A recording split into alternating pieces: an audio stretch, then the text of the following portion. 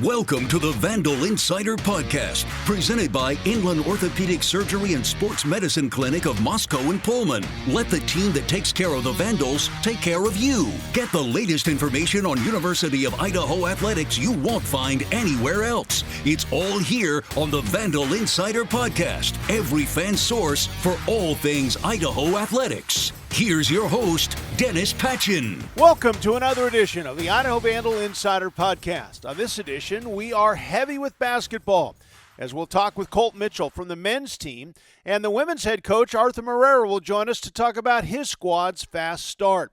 It's also that time of year with fall sports signing another recruiting class, and this week we'll visit with soccer coach Jeremy Clevenger to talk about the 8 freshmen he's added for the 2026 season. This week, it's the Big Sky Summit Basketball Challenge, where both men's and women's teams from the two conferences will play one another. Both Idaho men and women will play a home game Wednesday, then a road game on Saturday. For men's head coach Alex Pribble, he likes this week and what it can bring to all the teams in the two leagues. Opponents that are similar to Big Sky opponents, and I think that's what we have here with North Dakota and South Dakota State. Very quality, well-coached, tough, scrappy teams that are going to be similar to, having a Montana State in our home building or having a Northern Arizona in our home building. So it really prepares us well for Big Sky. The women will play at home on Wednesday first. Wednesday morning, the Vandals will host Oral Roberts at 11 o'clock in the annual education game. The women then will head to the University of Denver for a noon start on Saturday. The men will be at home first Wednesday night at 6 Pacific, 7 o'clock Mountain Time, facing North Dakota. The Fighting Hawks are a former Big Sky team, but now part of the Summit League. Our pregame show will start at 5:30 Pacific, 6:30 Mountain Time on your favorite Idaho Vandal radio station. Saturday, the men will start a 2-game road trip with a final Summit League Challenge game. That will be at South Dakota State in the afternoon. The road trip then continues against Notre Dame in South Bend on December 10th. This Idaho Vandal Insider Podcast is presented by Inland Orthopedic Surgery and Sports Medicine Clinic of Moscow and Pullman.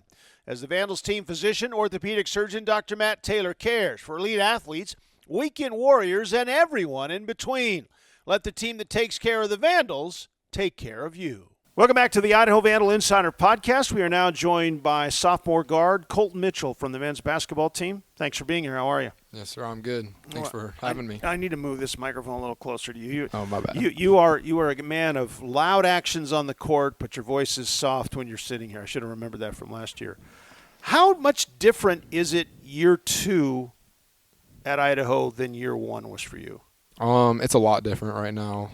Just having the experience of having a year under with this staff, year under, more experience for me as a point guard leading a team. So it's been a lot different. It's been a lot nicer, a lot easier for me for the start. Still looking to grow in many areas, though.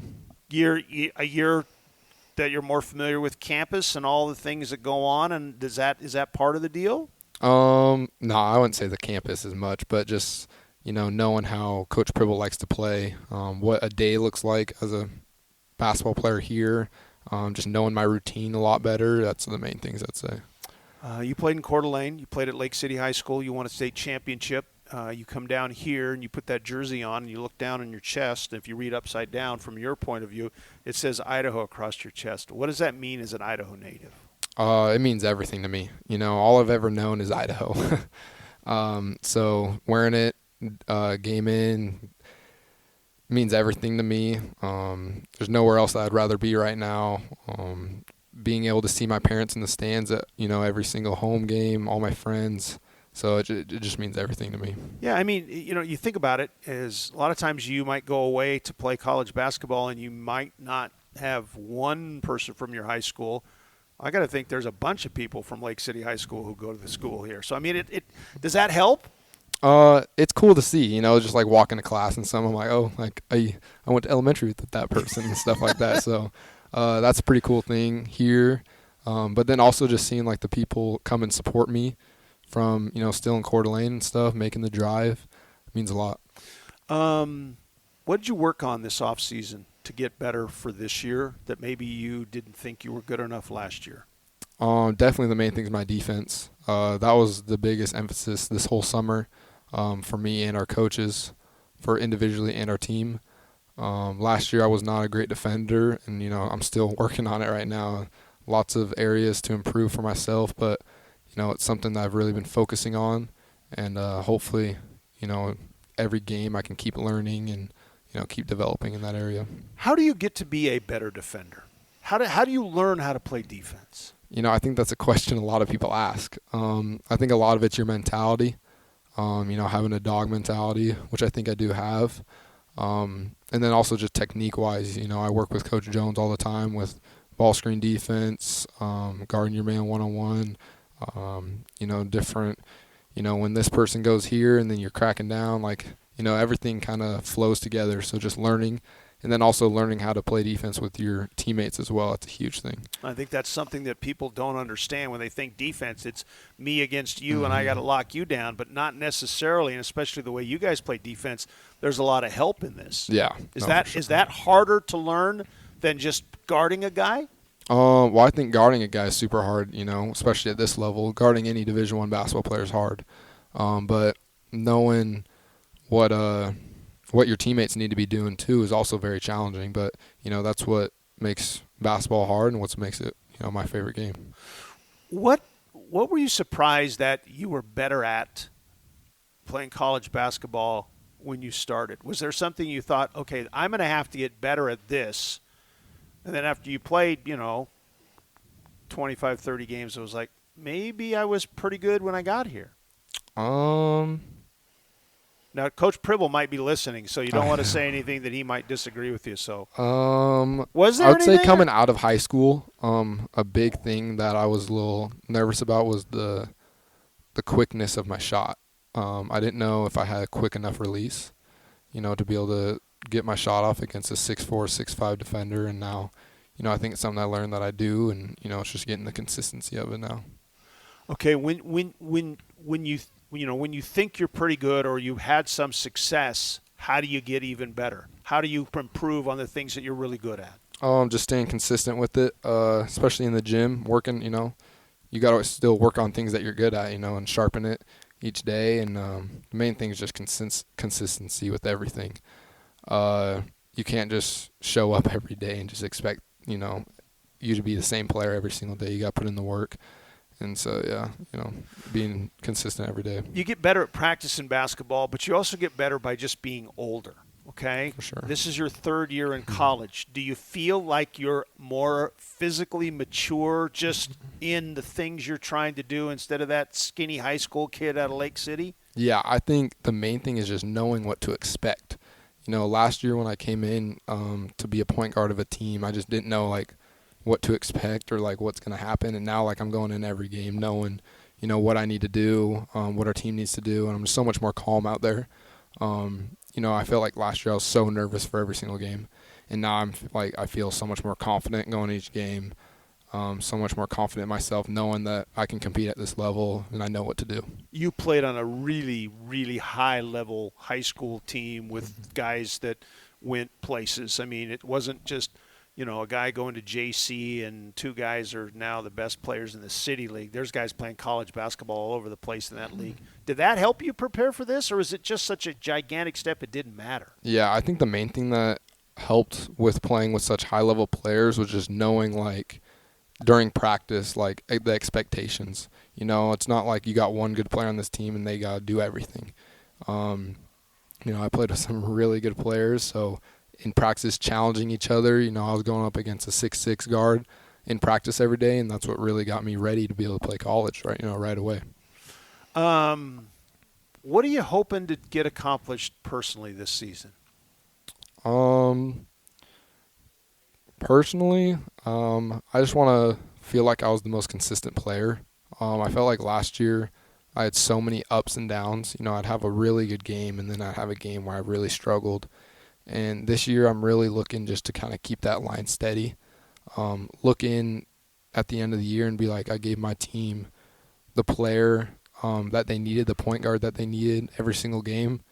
And just stayed more consistent throughout the year. Is that hard to make sure the highs don't get too high and the lows don't get too low, and you kind of flatten that out a little bit? Yeah, for sure. But it's just something that I've been working on over the past year, and I think towards the end of the year last year I was doing better at it, but I think now I'm doing a lot better than I was last year. Who do you call for a pick-me-up?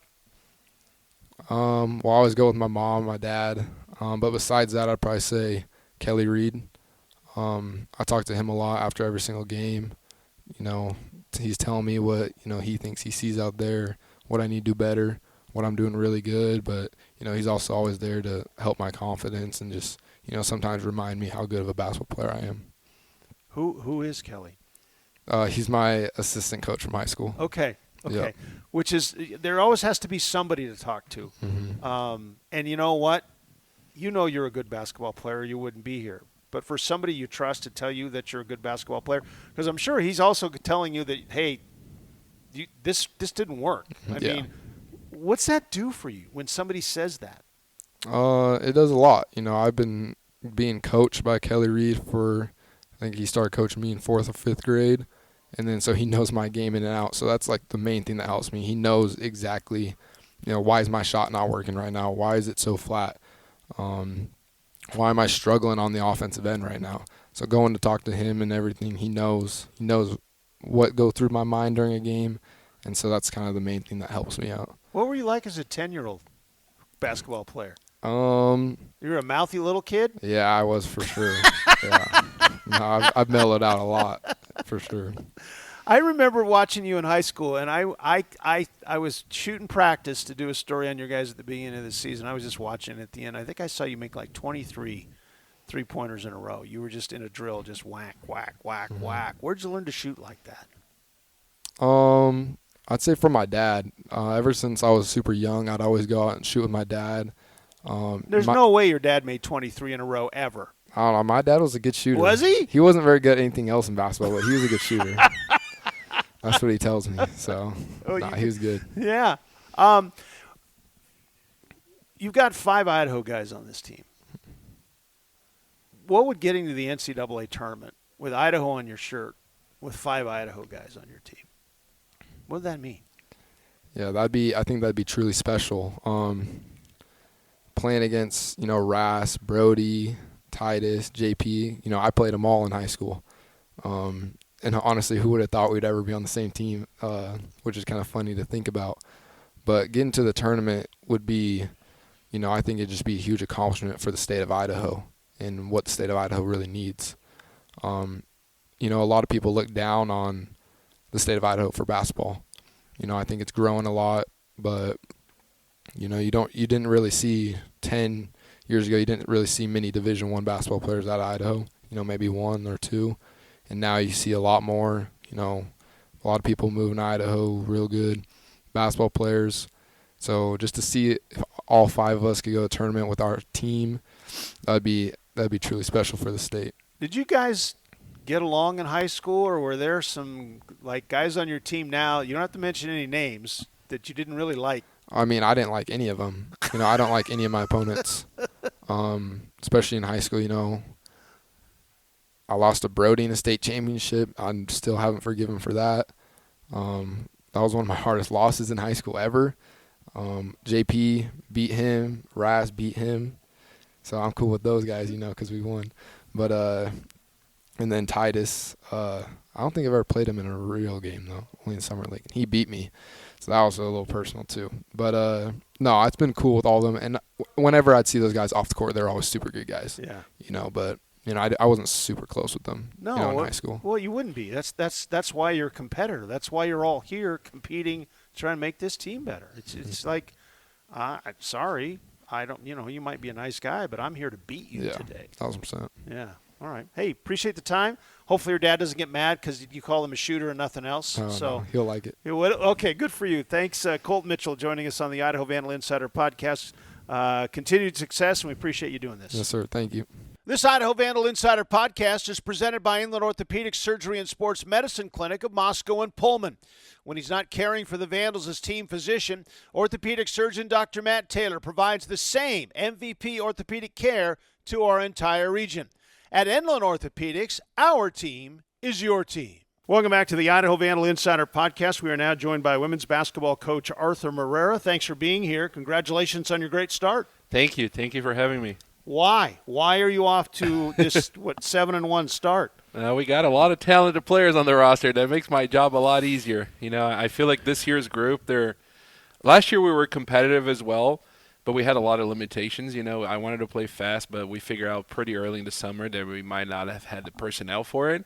And this year we did. So that's what you're seeing out there. Yeah, but to say a team is 7-1 because they're talented is like saying a team is 1-7 because they stink. But I mean, teams that don't have a lot of talent are good, and teams that have talent aren't necessarily good. What's been the secret sauce of being able to get these talented players to play as a team to win, 7 of those first 8 games? Yeah, I think they're doing a great job accepting and playing to their roles and their strengths and weaknesses. We're a team that we have a lot of weapons. I was talking to the Wichita State staff after we played them, and they said, you guys are so hard to prepare for, because usually when you play a team, there's 1 or 2 players that you don't really necessarily have to guard or you don't have to focus on. And, I mean, we have almost 5 players close-ish to double figures, right? Some games off, a couple averaging 9 points a game, a couple averaging 8, but there's just nobody on our team that we play that you can completely not guard, and that makes it really hard for teams to prepare. And at the same time, they're not selfish. I think we have 5 or 6 kids that could be averaging 15, 16, 17, 18 points in other programs, but they want to win, and they bought into what we're doing here. How do you get kids to buy in this day and age of me first? Yeah, winning helps. Okay. If we're 1-7 right now, I don't know if it would have that much buy-in. But it's just the relationship piece of it. Our staff does a great job of connecting with the players. We spend a lot of time with them outside of practice as well, whether it's individual workouts, film sessions, taking them out for coffee. And I think they see that we truly care about them, and that makes it easier for us to get them to buy in what we want to do. Hope Hassman's averaging almost 14 a game. She's averaging almost 6 assists a game, 3.5 rebounds a game. Is she the engine that drives this train? Yeah, no doubt. I mean, Hope has done a great job for us last year. You guys didn't get to see a lot of her playmaking ability last season because we had Olivia, and Hope spent most of the time when Olivia's on the floor as a secondary ball handler. But she played point guard her first year at Fullerton. She did it in high school. I think the style fits her better than last year. She's super quick, super tough, likes to get the ball up the floor, not selfish at all, and now we're getting to see her full potential here. I'm looking at numbers, and sometimes numbers lie, but I don't think they lie in this case with 7-1. You're holding teams to 36% shooting. Okay. You're holding them to 32% from 3. You're out-rebounding teams by almost 12 a game. You forced, 23 more turnovers in 8 games. It seems like you're good at everything. Is that a fair statement? Yeah, I don't know if we're good at everything. We were 6 for 18 from the free throw line the other day.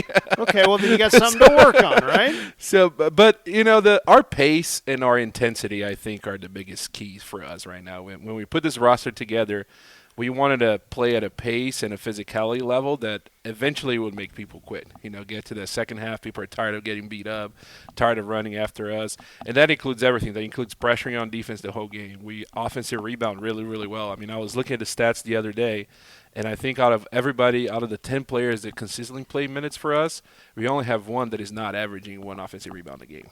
When you go over scout, we prepare for teams, and at least our personnel, we go over the stats. Okay, this girl averages 2 offensive rebounds a game.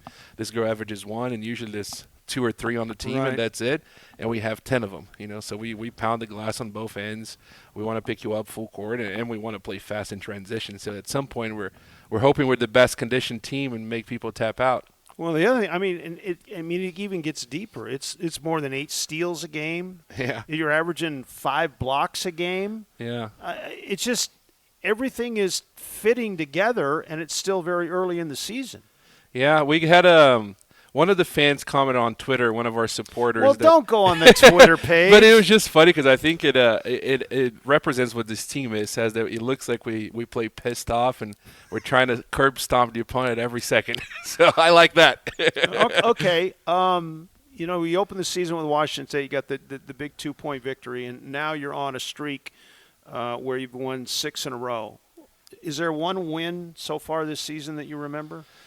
I mean, obviously the first one is special, right? We hadn't beat Washington State in 20-plus years, and we hadn't won in Beasley, God knows for how long, right? And with all the situation with Kira having a big game, her coming from Washington State, I think it's going to be pretty hard to, even if I coach for 20, 30, 40 years, to forget that game. That game was pretty special. he was our first one as a team together for everything that he meant for the program, everything that he meant for individual players. So that's probably the big one. I'm looking at the last 4 games. You beat Riverside by 14. You beat CSUN by 33 points. You beat Colgate by 29 points. You beat Wichita State by 22. Are you playing better now than when you played the first 4 games, 3-1, and a 2-point win, and a 4-point win? Yeah, I think so. I mean, the way we scheduled our practices this year, last year we had 13 new players, so we tried to play a lot in the summer to try to develop chemistry. So when the season came, we would be ready. But then I thought because of that, we couldn't spend as much time on the physicality, the defense, the rebounding, all the details that win you games late in the season. This year, since we had a lot of returners and also we didn't have a lot of our team here during the summer, we tried to spend a lot of time on those details early on, and we actually didn't play a lot of 5-on-5 until school started when we had everybody here. So I feel like we're still getting used to each other, getting used to how each other moves, know where they want to be on the court, the type of shots they like, the type of passes they like. So I think every game that goes by, we just keep getting better. You had a stretch of 4 games in a row at home, and then you went on the road this past week and really roughed up a couple of teams. You got a road trip coming up with 3 games in a row, including an ACC team in Cal and a Mountain West team in Utah State. You do have a home game on December 3rd, which is Wednesday morning, and that will be your last. Well, that's only one of 2 home games until conference season starts. Yeah. And now you're in a stretch where there's only 5 games left in the non-conference season. Yeah. What do you want to see from your team in these final 5 games? Yeah, I want to see us be able to put a complete game. Even this stretch in California, we were lucky to have been able to win those games, but we had some deficiencies. Against Colgate, we won a game and we only shot 18% from 3. Against Wichita, we shot 30-something% from the free throw line. So I think we still have a lot of room to grow. We have to be good in those areas because at the end of the day, when you get to conference play, when you get to postseason, a lot of games are decided at the free throw line, are decided how well you can shoot. So I want us to get a little more consistent in those areas. But I've been really happy with our progress. I think we're in a great spot. Our non-conference lines up great. We have a lot of good challenges. Oral Roberts is a great team. They won 24 games last year. They have 5 losses, but if you look at their schedule, 3 of them are to Nebraska, Kansas, and Oklahoma State. So they played a pretty hard schedule. It's gonna be a challenge. Obviously, Cal's really good. Then we play a Mountain West team, and I think these next 3 or 4 non-conference games are really going to show where we are and to see if we can really compete for a Big Sky championship. Still thinking about that Davis game, your only loss of the season? Just a little bit, yeah. Not a lot, just a little? Yeah, it was tough. I mean, they played really well, honestly, the way they played that game. And I thought they were the best team we played in non-conference so far. They were very well coached. They were making shots. It was hard to guard. A great atmosphere. They had 5,500 kids there. So it was a tough one. All right. We appreciate the time, continued success. We certainly hope if you're listening to this before Wednesday at 11 o'clock, you get out to see the Vandal women. The next home game after coming up Wednesday is Saturday, December 20th. That's the Saturday after finals week, right? Yeah, exactly. How good is a team after finals week? Not great. I mean that is a real thing, right? Yeah, those games are always hard. I remember last year we played. I think it was CSUN, our last game before Christmas at CSUN, and right before the game, me and the other coach, we talked about. I was like, I don't know what we're gonna look like because everybody just focused on tasks. We have the luck of having a lot of good students, a lot of 4.0 students, so the school part is really important for them. So those games are always usually who's the toughest team and who's not on Christmas vacation yet. So I know it's way down the road, but I'll ask this question to you because I might not get you on until right before. Is the Big Sky, are the teams you thought that were good at the beginning of the year the ones that are good? Yeah, yes and no. Obviously, Montana State, everybody expected to be good, and they are really, really good. It's going to be a battle. Idaho State, I thought it was going to be good, and they are. Montana, their record doesn't reflect it, but kind of like Oral Roberts, they played a really hard schedule. Yeah. I think they're going to be better. I think the bottom of the league, or whoever was picked at the bottom of the league, has really impressed everybody so far because those teams are good too. There's been Big Sky teams beating a bunch of WCC teams, Mountain West teams, Big East teams. I think the Big Sky this year is going to be really good. It's going to be a 3-month street fight. Yeah, no doubt. No days off. All right. We appreciate the time. Thanks for being with us. Continued success. And, again, Wednesday, the last 2 home games before the New Year's. Wednesday, December 3rd against Oral Roberts. Again, it's 11 o'clock. And there'll be plenty of kids here. Oh, yeah. That should be a lot of fun. And then Saturday, December 20th at 2 o'clock. As the Vandals will host Western Oregon. Arthur Moreira, the women's team, head coach of the Vandal women. We appreciate you being here. Thanks. Thank you, Dennis. Go Vandals. Today's Idaho Vandal Insider podcast is presented by Inland Orthopedic Surgery and Sports Medicine Clinic of Moscow and Pullman.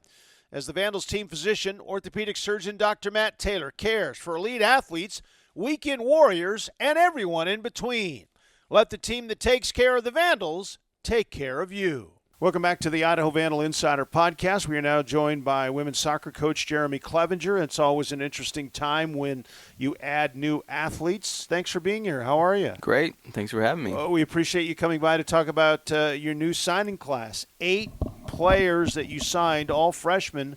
Were you looking for something in particular, or is this just another one of those, let's just add as many good players as we can? Yeah, we were looking for a few things. You know, I think anytime we go through a class, we want to have a balanced approach with forwards, midfielders, defenders, and then usually like to add a goalkeeper.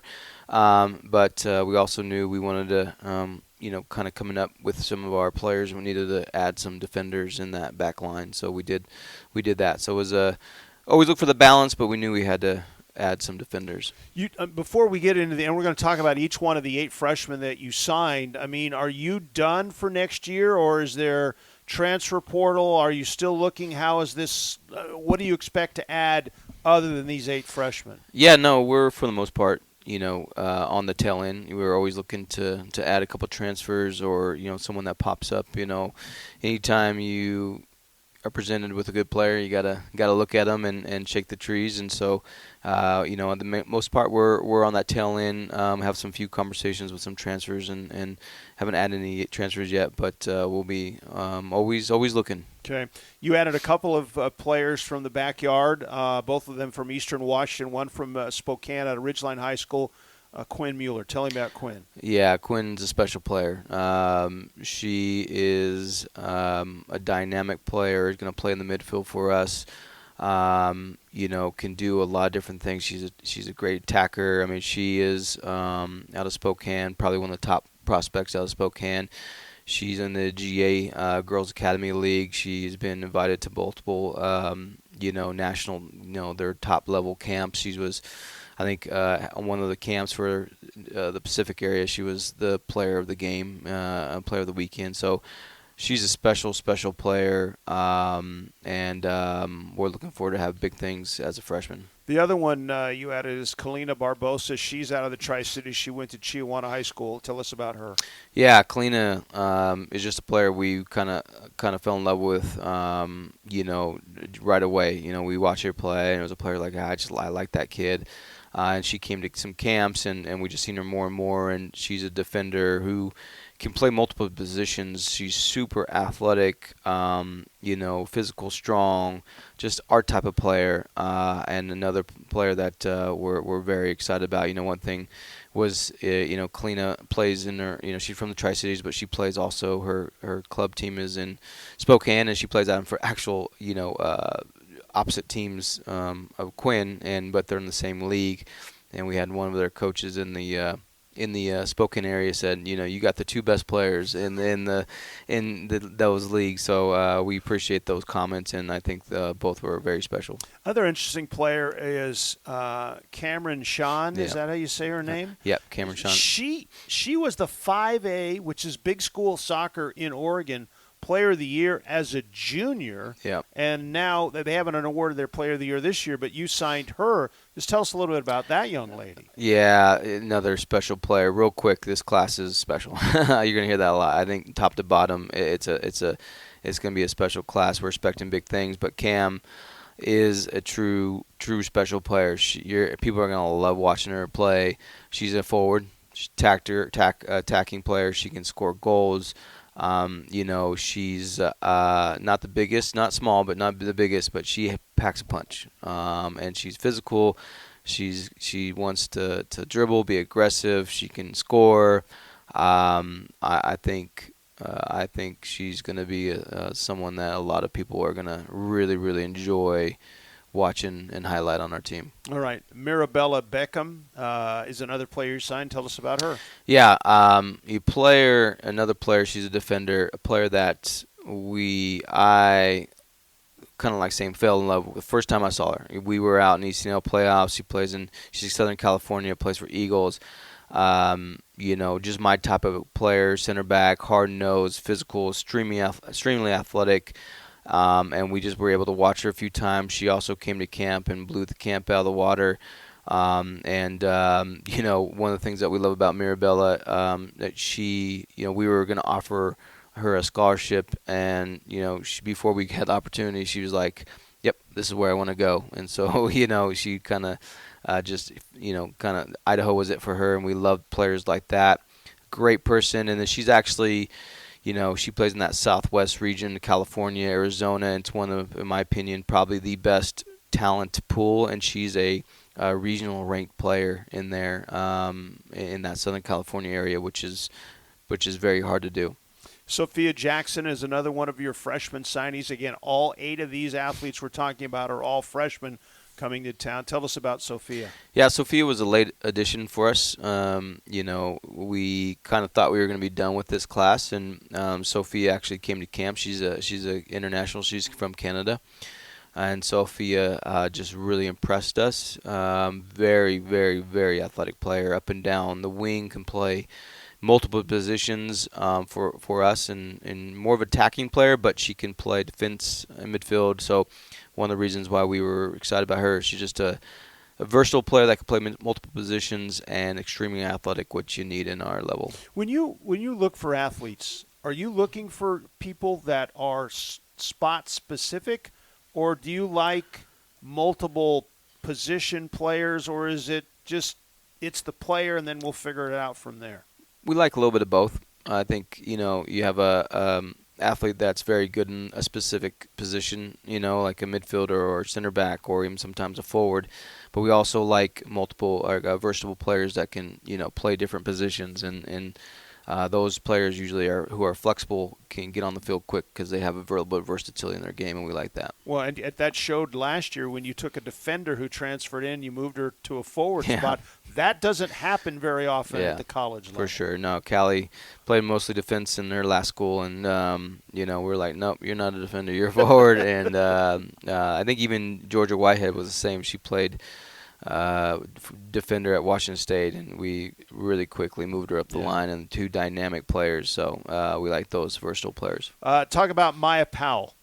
Yeah, Maya is a goalkeeper. She's the lone goalkeeper in this class, and just a phenomenal athlete. Another one, she came to our camp, and she was not on our radar before we came to camp, and didn't know really who she was, and just was phenomenal athlete, explosive, can just tremendous reach in different areas. And so she's a player that freshmen and goalkeeping freshmen are hard to break that first line, but we want her to come in and push, but we have a lot of hopes for Maya. Okay. Paisley Yamashita. Tell us about Paisley. Yeah, Paisley is a special player. She is an attacking-minded player, more in the midfield, so we're looking more the attacking mid, can play forward for us. She is tiny. She's tiny, but she is so skillful, extremely explosive, loves to run behind the back lines from the midfield, can get out of pressure. She's from Hawaii. So she has a lot of skills. It's a player that had a lot of interest in her, and she came on a visit and went on a lot of other visits, and she came back to us, and she's like, this feels like home, and the community and the family and the culture. So we're happy to get Paisley. She's a big time player. Kaylee King is the 8th and final athlete. Yeah. Not necessarily the final athlete, just the way the order. Yeah. Tell us about Kaylee. Yeah, Kaylee is again, one of our first targeted center backs, along with Mirabella. She is an amazing defender. strong, physical. She plays in on one of the top teams in Southern California, Slammers, ECNL. And she was just a player that fits us. She's strong, she's physical, she's in the air, but she's very good on the ball too. So again, we highlighted some defenders in this class, and she was right on the top of the list, and really special. Here's what I heard when you talked about these 8. You said this was a special class, but you talked about strength, you talked about physicality, you talked about athleticism. Was that something that you were targeting this year, or is it something that this is just a continuation of what you're trying to build? Yeah, I think we're just getting better. I think we're kind of, I think we've had some amazing players come through our program, but I think we're just attracting a certain type of player, and athleticism is key, obviously, but we want our defenders to be physical, tough minded, if he's athletic, we want some certain skill positions as well. We want creative attacking players. I think Quinn and Paisley and Cam are definitely that. So, I think we have a system of what we're looking for, a specific, type. And we've been very fortunate to kind of, hit on some of those players, especially in this 2026 class. I don't think I've ever asked you this before. What's your philosophy on freshmen playing? If they're good enough, they play. For sure. Are you okay with that? Yeah, no, yeah. We there's no seniority on our team. Look, this year you had Miranda Goldner play as a true freshman. Started from day one and started every game this year, and that's pretty impressive as a defender to do it. And then you had Alyssa Hamilton get good minutes, and Mia Bolts, and you had some other players really produce as a freshman. And for us, I always say if you are understand what we want defensively, and you can handle the speed of play of the game, because it is a jump in speed of play and the physicality. If you can do those 3 things as a freshman, you're probably going to play for me. All right. We know the season opens up in August, but, what happens between now and then? Yeah, no, right now, we just give them opportunity to be a student and finish the semester strong. We want those high academics and high grades, which we've been fortunate to have. And then once spring semester starts, January 14th, we'll start getting back after it, and we have – we get back into a stronger lifting phases. In the fall, we lift 2 times a week. In the spring, we lift 3 times a week. And then we'll gradually build in, our sessions will start probably, sessions start 3 days a week, and then we'll bump to 4 and then 5. And then obviously we get some spring games and things like that. So spring is fun. I think our players really like it. We work really hard, but it's a great time that our players can develop. There's no off season, is there? There's never is. Jeremy, we appreciate the time. Congratulations on a great class, and thanks for joining us. Thank you. This Idaho Vandal Insider podcast is presented by Inland Orthopedic Surgery and Sports Medicine Clinic of Moscow and Pullman. When he's not caring for the Vandals as team physician, orthopedic surgeon Dr. Matt Taylor provides the same MVP orthopedics care to our entire region. At Inland Orthopedics, our team is your team. And that's going to do it for this week's Idaho Vandal Insider podcast. Thanks to all of our guests. Just a reminder, we have 3 coaches shows in the month of December. The 3rd, the 17th, and the final show for 2025 will be Tuesday, December 30th, as we'll preview the Big Sky Conference season. As always, we're live from 42 Bar Kitchen in Moscow. Don't forget our new time as well, 6 o'clock Pacific, 7 o'clock Mountain Time for the coaches show on the Idaho Vandals Radio Network. I'm Dennis Patchin saying thanks for listening. We'll see you next week for another edition of the Idaho Vandal Insider Podcast. This has been the Vandal Insider Podcast, presented by Inland Orthopedic Surgery and Sports Medicine Clinic of Moscow and Pullman. Let the team that takes care of the Vandals take care of you. Get the latest information on University of Idaho athletics you won't find anywhere else with the Vandal Insider Podcast. From in-depth conversations to game previews, the Vandal Insider is every fan's source for all things Idaho athletics.